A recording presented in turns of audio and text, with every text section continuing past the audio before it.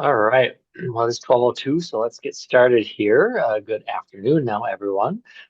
Great to see all of you here. We're really excited to have Ryan Ridge with us today to go over our cybersecurity roundtable here for the month of April. Um, if you aren't familiar, I know a couple of you here, but others, if this is your first time, we do these roundtables every month, except for we take December off, but we do a cybersecurity roundtable every other month, and then on the opposite months, we do a generalized kind of IT topic.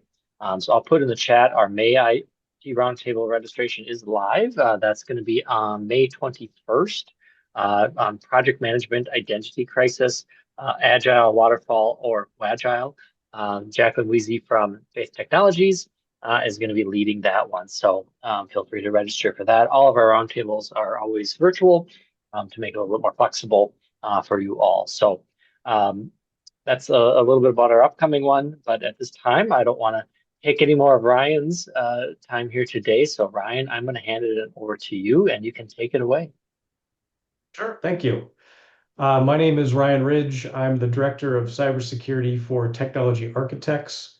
TA is a managed IT and security service provider. We have offices in Green Bay, Denver, and Minneapolis. About myself, I started working in IT in 1999 for Indiana University. I then ran my own IT businesses in Alaska and then Arizona. I started with a company in Denver 12 years ago that is now merged with TA. And since then, I have worked remotely for the last 10 years in Indiana, Hawaii, and Minnesota. So I am very familiar with the hybrid workforce, remote worker setup and what needs to be done to secure them. I'm going to go ahead and share my screen.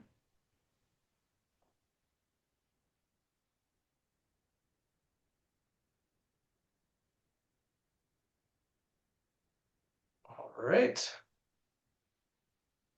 that visible for everybody? Okay. We're good, Ryan. So when we talk about hybrid work, we need to talk about the evolving threat landscape for distributed workforces. With the rise of hybrid and remote work, especially with COVID, but even before then, it was becoming a thing. Uh, right now, 70% of organizations have adopted some sort of hybrid model. It's not just tech-driven companies. Uh, I know 8 or 9 years ago, we had a six-person physical therapist in Homer, Alaska, where their practice manager decided she was done with winters there and wanted to work remotely for the winters from a houseboat in California. So we had to start facilitating that. This means that the traditional network perimeter has disappeared. The traditional network perimeter is just basically your office building, the network inside of it, and all the computers attached to it. That is now expanded.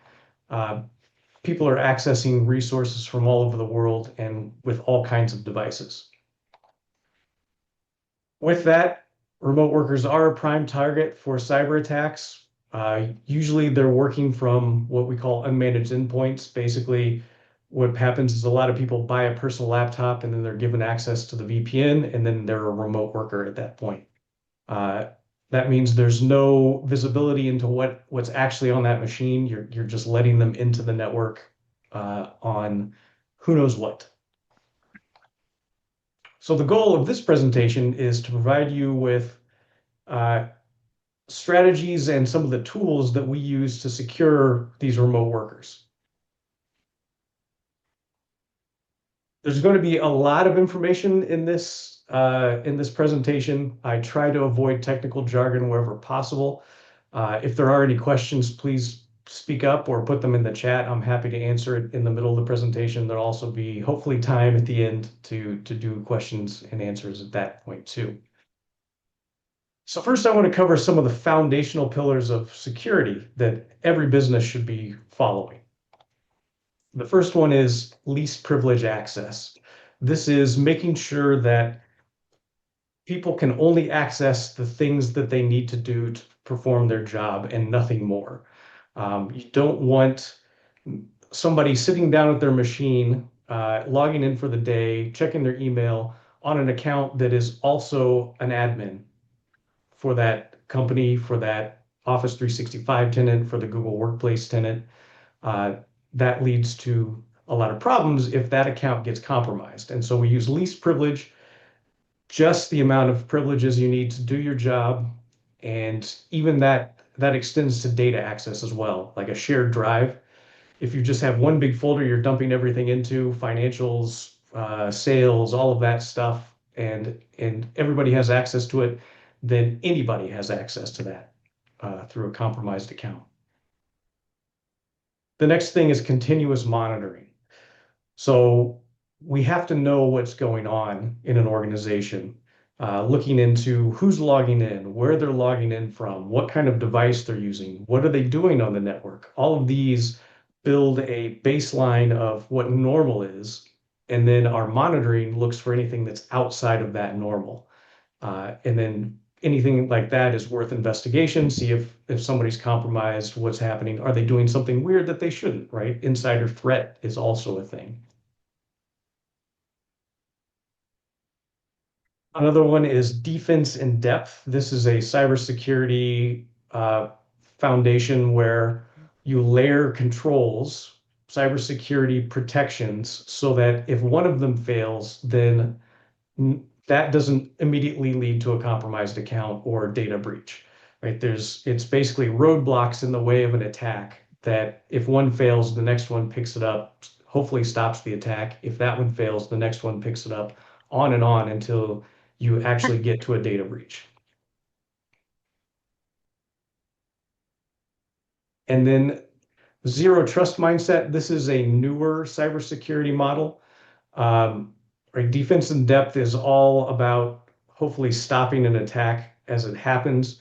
Zero trust is making not really trusting anything. In the past, if somebody had a username and a password, right, they had access to anything. But you can write a password down on a piece of paper and it's no longer a secret. Zero trust is multiple checks against things that people are using, their username, where they're logging in from, what kind of device they're on, is it running the right software, all of that before access is given. So it is basically always checking anything changes to that, access can be revoked. This helps block almost all attacks at this point.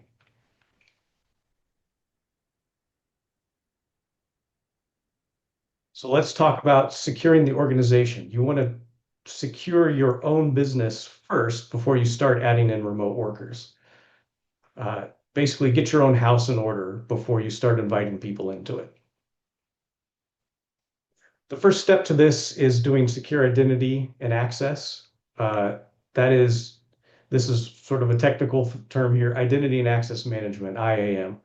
So this is a centralized control over who can access what resources and when.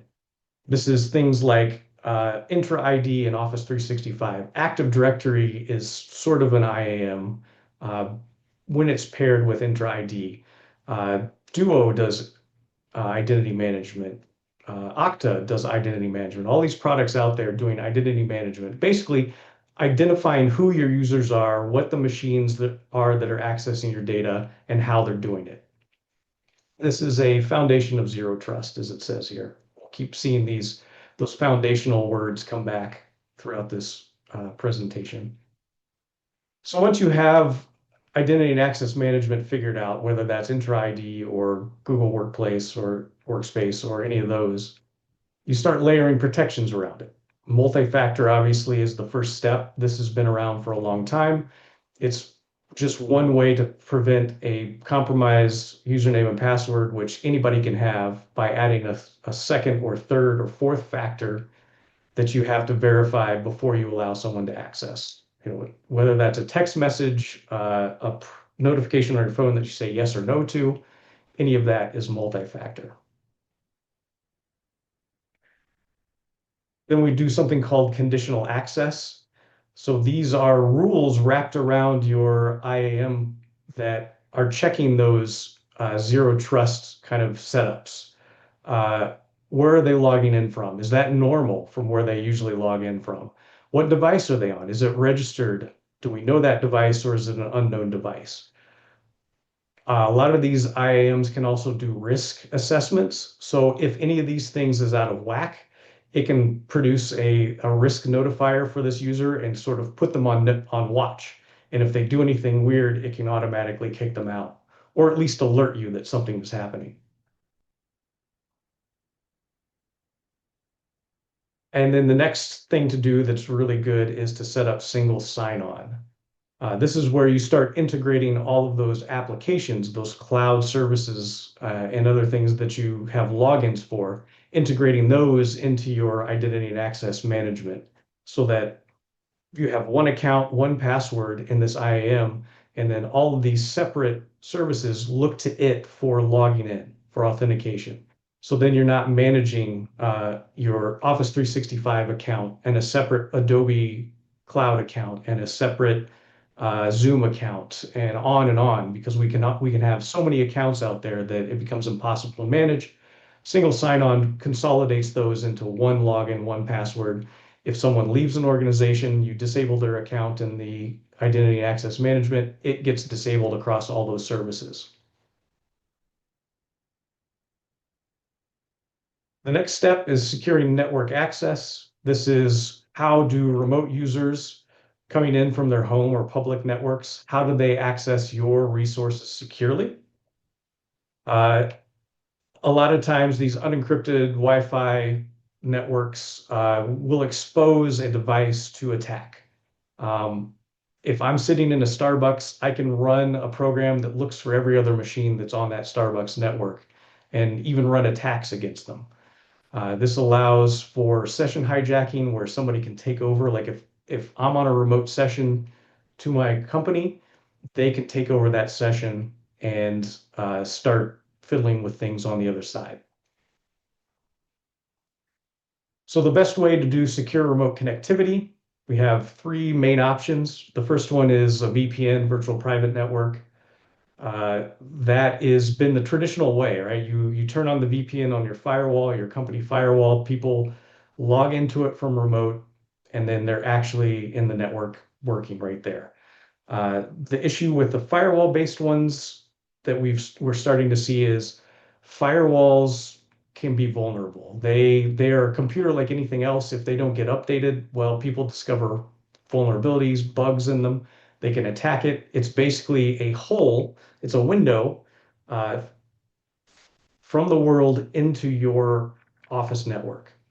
And if that's not closed, if it's wide open because it hasn't been patched, people can attack that and get access to your network with little to no effort. So we're trying to move people away from the VPN setups into some of these other ones. Also using a VPN service like NordVPN, SharkVPN, ExpressVPN, all those ones that are out there. Those are uh, maybe a step in the right direction because it's not tied to your firewall and doesn't open up a hole. But the problem is those are also used in a lot of cyber attacks. And so if you're doing some of this proactive monitoring that we're going to talk about, a lot of times those will trigger for legitimate access just because they're used for attacks so often.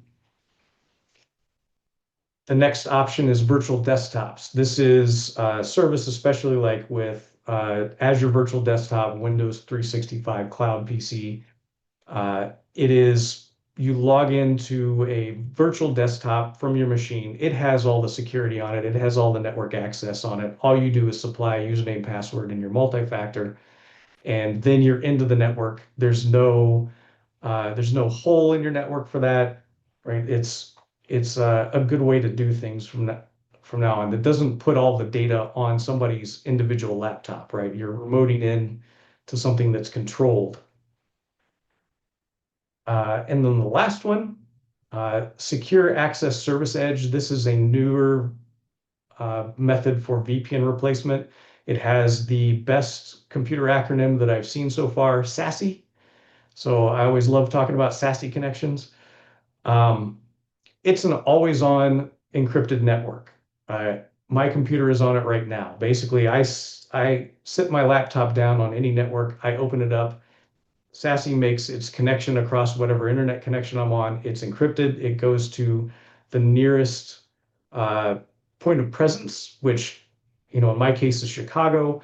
If we were near Denver, there's one in Denver, New York, LA. It really it improves network speeds over VPN because you're connecting to a fast network nearby, and then you're bridging that distance with a much higher speed network than we get through VPNs. It's also, there's no effort to it. I flip open my laptop, it turns on. I don't have to do anything. I don't have to click connect. I don't have to put in a password. It's just there and on. And this is another functional piece of zero trust, because it only runs on a machine that is authorized and has this agent. Like anybody with a VPN, like Sonic Wall, Global VPN, or a NordVPN client can attack your VPN. With SASE, there's no way to do that because it is machine specific. And I do rank these so that if you go back and look at these, you can see where uh, where to focus efforts. Maybe VPN networks are okay, like I talked about. They have a lot of flaws. Virtual desktops are good, but can have some performance issues. And then SASE is the best. Um, it's the new modern way of doing remote connectivity. I'll take a pause here. Are there any questions or any comments? I have a good question. What's your thoughts on providing a VDI versus the VPN or zero trust connection? Uh, the virtual desktops are nice, right? It makes it a lot easier to manage what people are using, right? You fully control that virtual desktop environment. The issue that I've seen with them is they can be a little bit tricky to use with like Teams, video conferencing and stuff. It's getting better, but it is a remote desktop connection to a server somewhere trying to run video across the internet, and audio and sometimes video doesn't sync up. Uh, it also is a little bit harder to secure because of the way that they run. It's hard to run some of the traditional security tools on them. We've run into that a couple of times.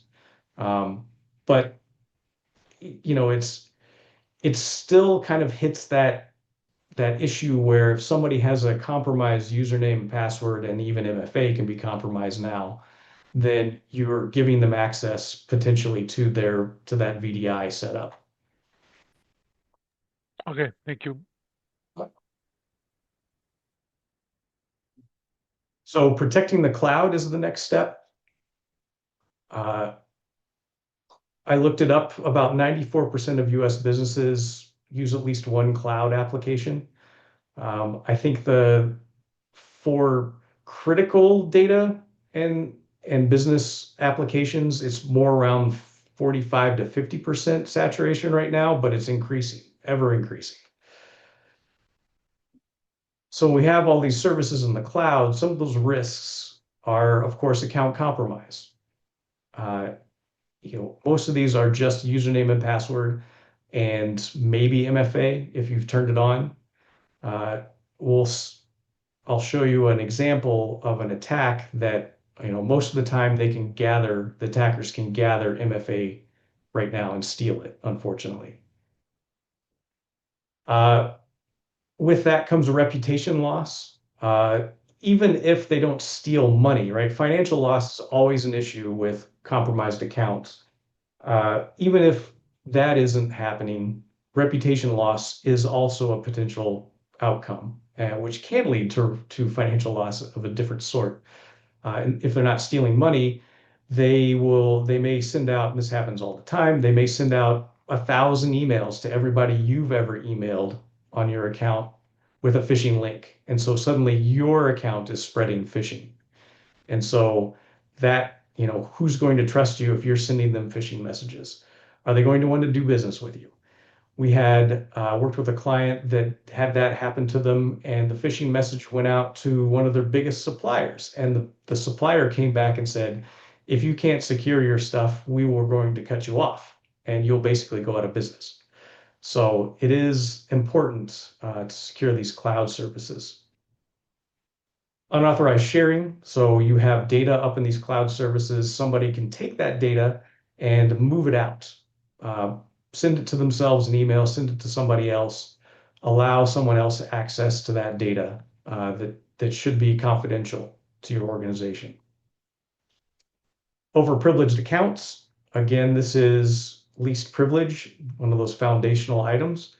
Uh, Overprivileged accounts will lead to people making potentially accidental or malicious changes within this cloud service that prevents you from using it, or causes some strange issues. We had we worked with another client that somebody got into their cloud service, their SharePoint, where they stored all of their templates for their invoicing.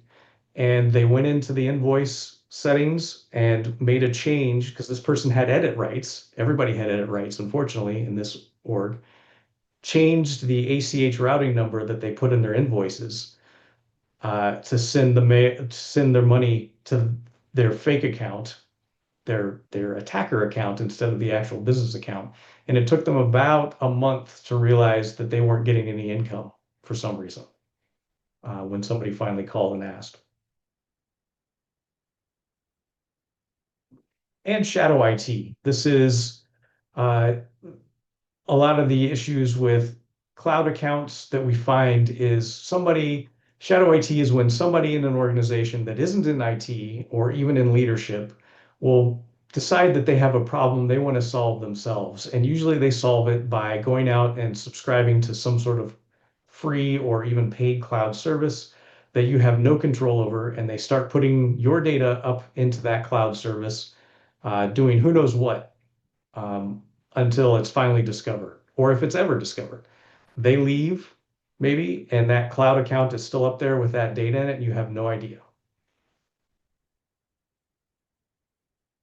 So some of the tools we have to help with this, obviously MFA is the big one. Have that everywhere as much as possible. Conditional access. And again, this is really helps by getting these cloud services linked into your centralized identity management tool. Data loss prevention. These are features within a lot of places, email security tools, Office 365, Google Workspace even has some. Data loss prevention rules look for sensitive data that maybe social security numbers, credit card numbers, ACH routing numbers, HIPAA information, personally identifiable information, all of that. You can build rules in data loss prevention that when somebody tries to take one of those pieces of information and share it, send it outside of the organization, it can take an action, whether that's just alerting somebody that they're doing something wrong, or it can even block that from being sent out, especially if it's confidential information, and require secondary approval before it can be sent. Protective DNS is another important one. This has multiple purposes. We'll see it again in endpoint protection, but for cloud security, protective DNS is to explain everything on the internet is a DNS record. So google.com is a DNS record. What protective DNS does is it looks for any of those when you're going to a website, google.com, it checks google.com against its list of malicious sites or known approved sites. If you can go through and approve or disprove types of sites from being loaded. And then if it passes, then it lets you through. If not, it may block you.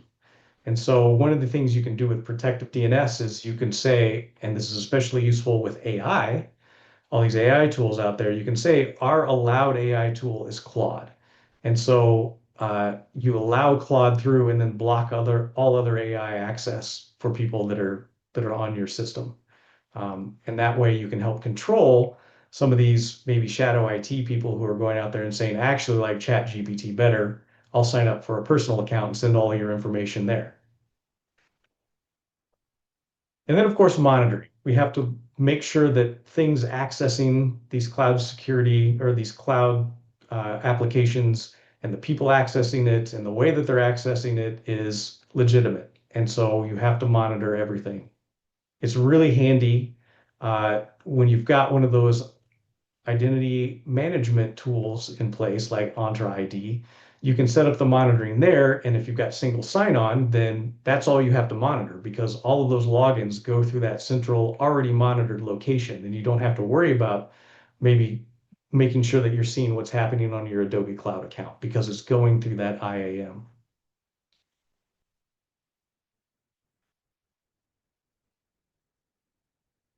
Finally, we have monitor, alert, and respond.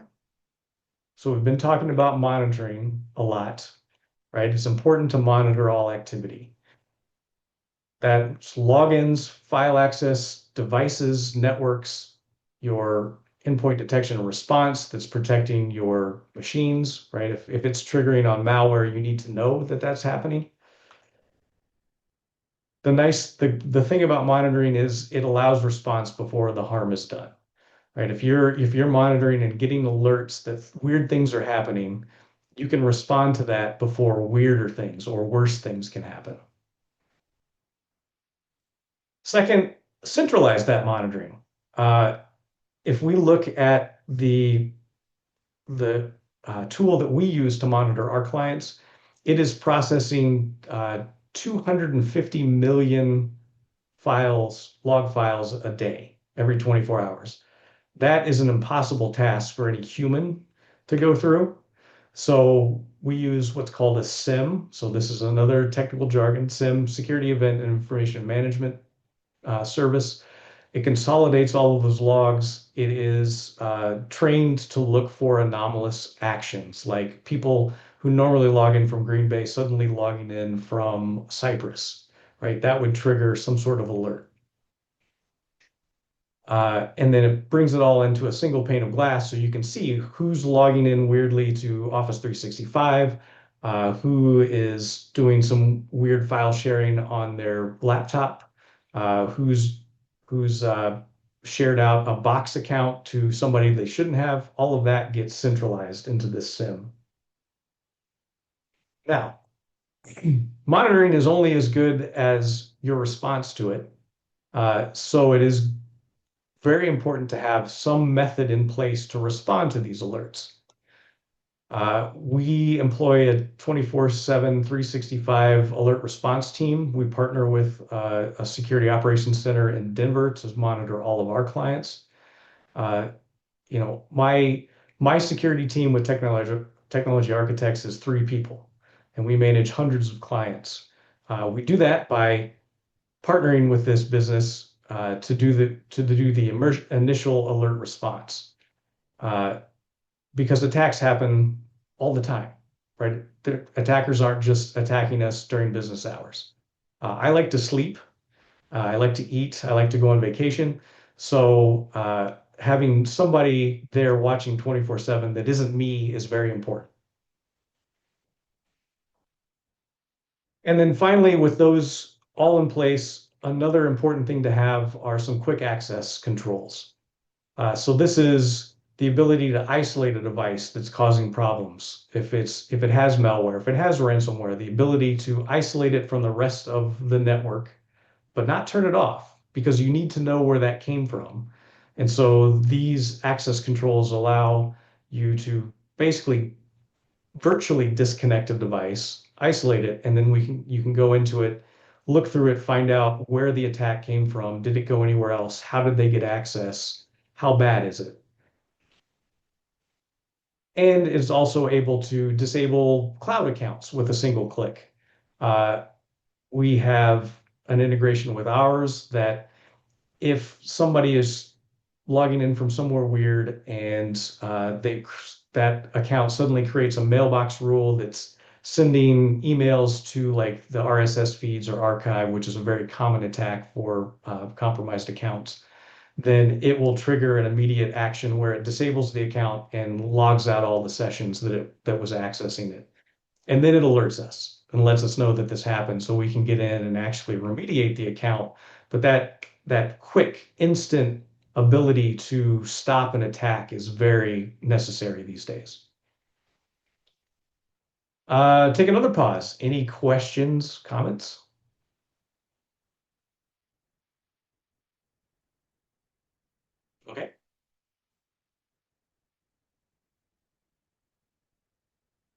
So now that we've got the organization all secured, monitored, responses in place, secure network access, let's talk about securing the hybrid worker themselves. So we start with securing the endpoints. The first thing, or one of the best things that we can do if we're thinking zero trust, is register these devices. You don't want unknown devices connecting to your network, your data, your services. So knowing exactly who's connecting, what's connecting, allowing that or disallowing that based on that knowledge is becoming basically the way we're going to be doing security from now on. It also allows you to enforce a security baseline, so you can set requirements. This machine has to have data encryption turned on. It has to have this particular endpoint protection on it. It has this configuration that turns off all these insecure services. The other thing that it does is remote wipe.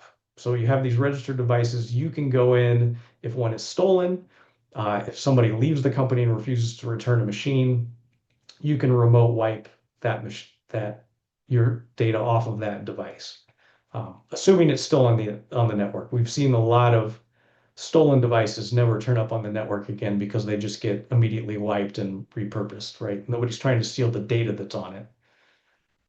But having that has been a big ask of a lot of our clients. Next, we protect the devices. This is your traditional security stack, as we call it, which is endpoint detection and response. That's the replacement to antivirus, anti-malware on steroids. Disk encryption, so that if the device does get stolen for some reason, the attackers can't just take the hard drive out, plug it into another machine, and read all the data that's on it. Disk encryption would prevent that.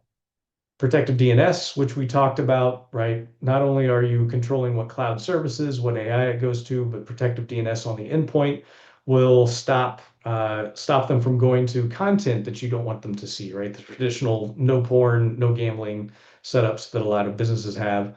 On top of that, it also will do things like prevent people from going to newly registered domains. So what happens with a lot of these phishing attacks now is they will send you a link to a domain. You know, you get somebody shared a file with you, and you click the link, and it takes you to some random123.com domain that has just been registered the day before. This phishing site was put up there. It lasts about 3 days before it gets wiped off the internet because everybody complains about it. Well, in that 3 days, a lot of damage can happen. And so protective DNS, you can set it so that it says, okay, anything that's newer than 7 days or 30 days or 45 days, block it by default, and then people can request access. That lets you go in and review and see if it does look malicious or if it looks legitimate and it's just a new site, you can allow that through. App control, this is more zero trust. This is making sure that no application runs on a device that you don't authorize specifically. Um, this seems very authoritarian. Unfortunately, it has to be anymore. It's getting to be worse. So app control will take a list of all the current applications. You go in and say yes, no, yes, no, yes, no on which ones you want them to be able to use. Flip a switch, and then nothing else can happen on that machine unless you specifically go in and add it. They can't even download uh, Firefox or Edge plugins to install. None of that works anymore until you specifically allow it. That's the ultimate endpoint protection at this point. And then along with that goes PAM, which is privileged access management. That is, some cases you need to allow changes to happen on the device, updates to Adobe Acrobat, operating system updates, things like that that would require somebody to put in a username and password to allow that in a least privilege setup, right? They're not administrators on their own machine. You don't want them to have that access. So this is a way PAM is a way to give them the ability to say, okay, I want to update this. It checks the list of allowed actions and says, okay, yeah, they can update Adobe Acrobat.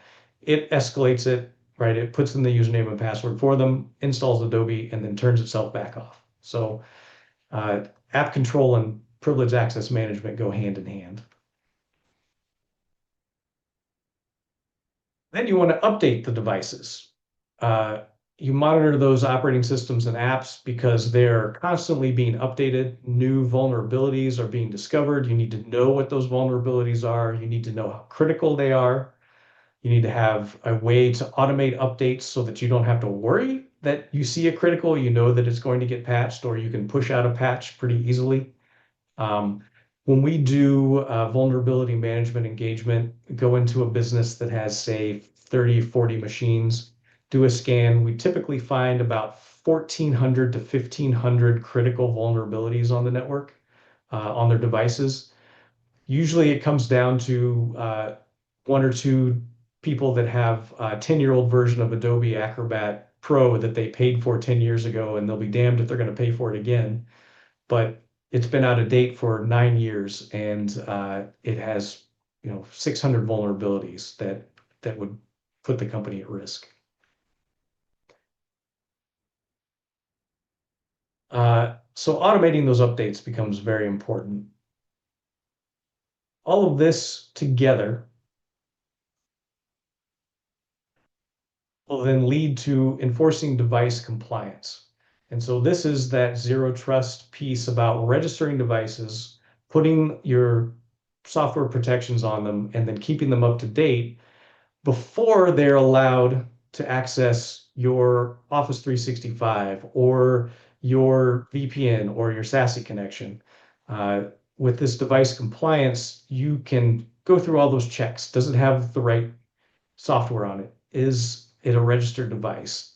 Is it in the right time zone? You can even limit it by time zone if you want to, or specific network. Is it coming in through the SASE network? All of those things build a list of rules that you can use to allow or deny access based on the outcome of that.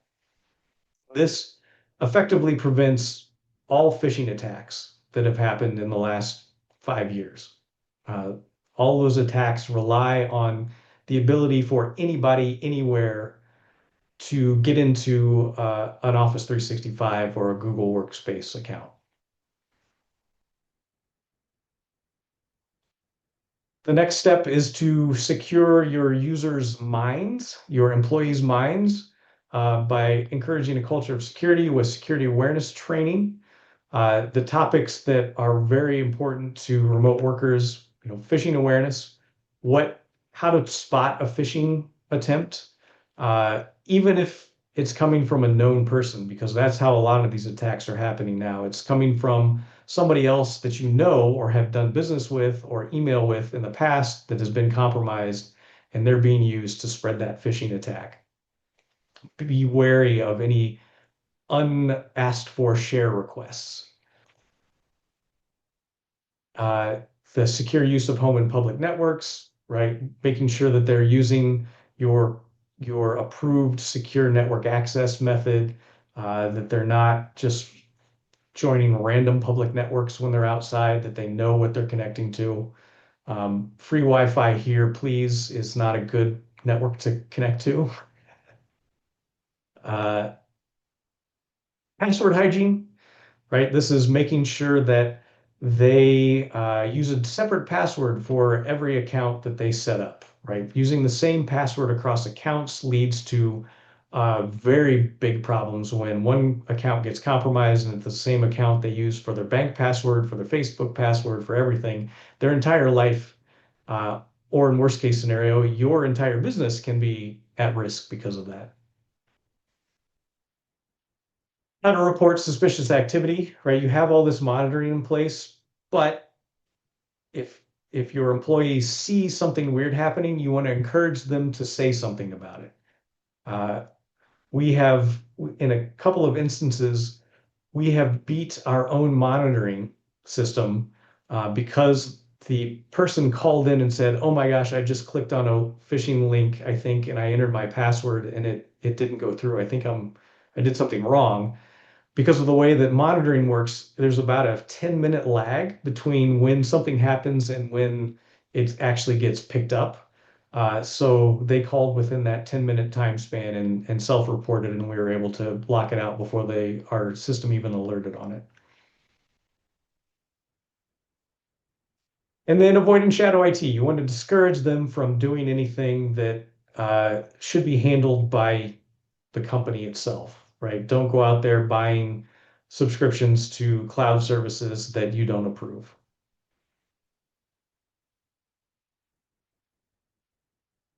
Any questions on that section? We're good to keep going. All right. So we're going to wrap this up, put it all together.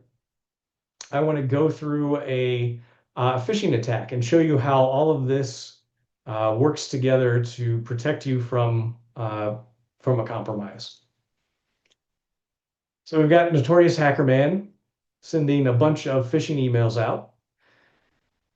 Using our defense in depth model, the first layer of security should be email security. If you're using Proofpoint or Microsoft Defender or any of those email security programs with advanced threat protection, hopefully it's checking for spoofing and malicious websites, checking those URLs, checking attachments, and blocking anything that it catches there. If it gets past email security, then your next line of defense, because the user, the employee, has already received the email at this point, is security training. So if they get a phishing email, are they going to notice it? Are they going to do the right thing with it? Or are they going to click? And that all comes down to then training them effectively. No training in place. Well, the next thing you have to rely on then is hopefully your protective DNS on that machine. They've received the email, they've decided to click, they click on it. If you have protective DNS in place, hopefully it is blocking that website that they're trying to go to because it's newly registered or it's a known phishing site, etc. If there's no DNS in place, we are now at what we call the account compromise threshold, because anything that happens after this is because the user has gone to the website, they have entered their username and password and probably their MFA as well, and their account is compromised. The attackers have everything they need to do to log into that account. Unless you have zero trust in place and you're doing device registration and all of the checks that are in place to prevent access unless that whole list is applied. That will stop all of those attacks that get this far. If there's no zero trust in place, well, the next step you have to rely on is your monitoring and alerting. Is this attack being picked up by your monitoring? Are you monitoring at all? Is there an alert that has to do with this attack? Because odds are they're coming from somewhere strange. They're coming from a machine that isn't known, right? There are always indicators that an attack is happening. With the monitoring and alerting, then hopefully there's a response team, that 24/7 response team that we use, something similar that in the middle of the night, they can take that action to disable the account if they see something happening. If there's no response team in place, or they don't have enough information to make the designation that they should do something, then really the last final line of defense before anything bad happens is a security team. So if you have somebody like technology architects doing your security, we've received the alert, right? We're on call 24/7 as well. So if the response team doesn't know what to do, they send it to us, wake us up, we take a look. We can make that determination pretty quickly on whether we want to block the account. We usually tend to just block the account to make sure that the response is quick enough. But that's it. After this, you are now compromised and you're experiencing a data breach.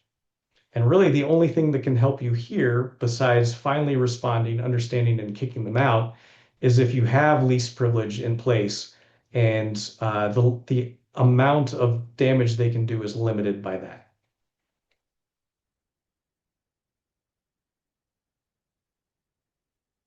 So we're at our summary now, building a secure hybrid remote work strategy. are different levels that we look at the company level: strong identity and access controls, secure network access, and cloud security and visibility. For the employee level, endpoint level, managed and protected endpoints, employee security training, and then at all levels, continuous monitoring and response. With all of those in place, you are in a good position to not only support remote workers, but protect your organization as a whole. The end. Any questions, answers?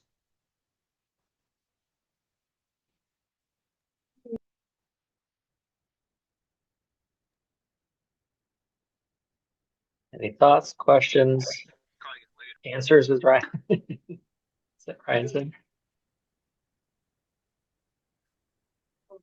My English teacher in high school used to say, Anybody have any questions? Any answers?" Yeah, it was I always have questions, something to comments, add. concerns. Yeah. Just when you were talking about the device security, we have another tool that layers on top of that with the remote wipe where we can, it kind of works like an AirTag where we can see and we set up geofences so we can see if the device leaves the United States or where it is, and we can drill into exactly the location of it, like an AirTag, and we can remote wipe and freeze it, and then it'll pop up with the company message that says, this is the property of Gigi Keller, return it. So it's like it for some computers it's built into the TPM chip, so there's no way around Right. it. So that's kind of useful tool because we've had some devices that have shown up in places that they probably shouldn't have been. Oh, Both interesting. employees and non-employees or pseudo employees. Does it require a network connection or is it It independent? it's independent. It basically works like a AirTag. It goes off of Wi-Fi SIDs. So when you Okay. turn it on, it says, I see these, whatever, 32 access points, and I know from the Google scrapes those and Microsoft scrapes those, so they know where that Where it is. SID is located. And then it says, and it's extremely accurate. So if it's found from Wi-Fi. Interesting. Yeah, that's a good solution, Yeah. especially if you have a lot of people leaving laptops in their cars. We actually had somebody who went to the airport and they picked each other's bag up, like they had the same bag. They went through airport security and they picked up bag two instead of bag one. And the person called us and said, "Hey, I have your laptop and I want mine back." And it was like, sure, they just one of those things. But it says like our name and phone number on there to call us. So, Right. yeah. Do you have a question in the chat here for you, Ryan? It says, "What's the biggest change you have seen in your field with AI taking center stage?" Uh, Immediate impact has been a huge uptick in attacks. Uh, since I've been running the security team for 3 years now, and the first year and a half, we were getting probably one compromised account every month that we would deal with, and now we're getting 4 or 5 a week. Uh, it's getting blocked, fortunately, right? All of our tools are working for the clients that have got them. So we're doing a lot of blocking and not a lot of cleanup, fortunately. But it is quadrupled, 5 times as many attacks is happening now than ever before. And it's enabled by AI, right? So nobody has to do anything anymore. You can just tell AI tools to do the attack and then just report back when they've got a success. And so that's why that phishing attack, right? The website that you go to is just a bot, right? It's showing you an Office 365 login, fake login. You put your information in there, the bot passes that to Office 365 actually, uh, and gets the authentication token that Office 365 provides, tucks that away, and comes back and says, "I'm sorry, it didn't work." Then you do it 3 or 4 more times, you're like, something's weird with my account, and then you forget about it because you didn't really need to get whatever it was that you were being asked to get. And now they have that token, they can move that token around, and anything with that token can log in as you from then on, unless you have other protections in place. And so AI has really enabled that to spread wide. That's a good use case for controlling your device trust, locking your policy down to be only corporately trusted devices, pretty much remove Exactly. all that risk there. Doesn't remove it, but severely mitigates it. Right. I mean, if you knock it down by 90%, that's way better than zero.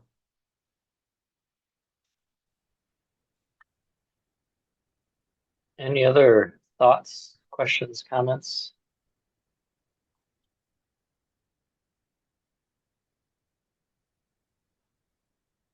Otherwise, Ryan, any other final words or thoughts from you? Oh, just our plug. If anybody's interested in working with us or wants to know more, here's our contact information. Um, and I will also provide you with the slide deck so you can hand that out. Perfect. Well, thank you, Ryan. I appreciate you taking the time out here today to join us. And like Ryan said, once I get the slide deck from him, he'll send it to me. I'll send it out to all of you to review. And this also was recorded, so we'll be able to share that out as well. But any other last minute questions, thoughts, comments? All right. Well, again, hopefully you can join us maybe for our May IT Roundtable. I put that link in the chat, but hopefully we'll see you all at a future event. Thank you. Thank you.